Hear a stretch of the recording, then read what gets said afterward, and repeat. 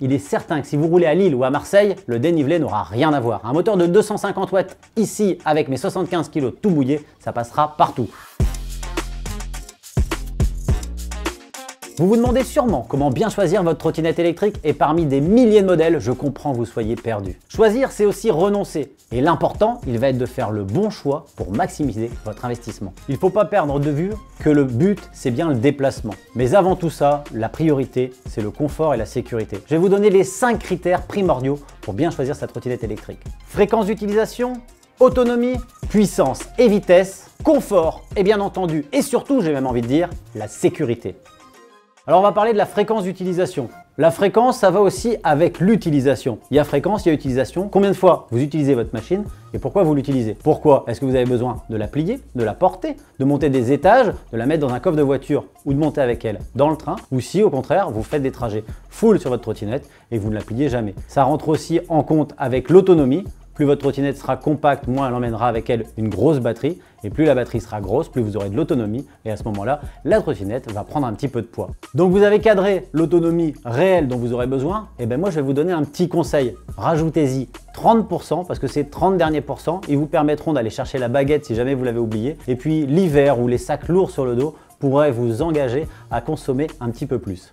Du coup, on en passe à la vitesse et la puissance, mais la vitesse, on peut la mettre tout de suite de côté. On est en France et ici, la réglementation, c'est 25 km/h.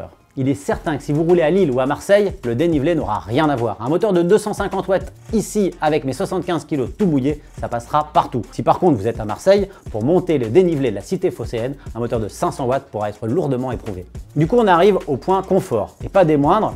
Le confort va dépendre bien entendu de votre machine, mais surtout sur le revêtement sur lequel vous allez rouler. Si vous portez votre dévolu sur une trottinette électrique avec un châssis fixe, ce dernier pourra largement faire l'affaire sur des revêtements lisses, pas abîmés, sur des petits trajets en ville. Par contre, si vous voulez vous attaquer à des revêtements un peu abîmés ou des longs trajets, d'ailleurs plus le trajet est long, plus il est important d'avoir du confort, il va peut-être falloir réfléchir à des roues plus grandes et un châssis suspendu. Quand je parle de châssis suspendu, ça peut être juste une suspension dans la partie de la fourche à l'avant ou alors carrément un système d'amortisseur dans la partie du deck.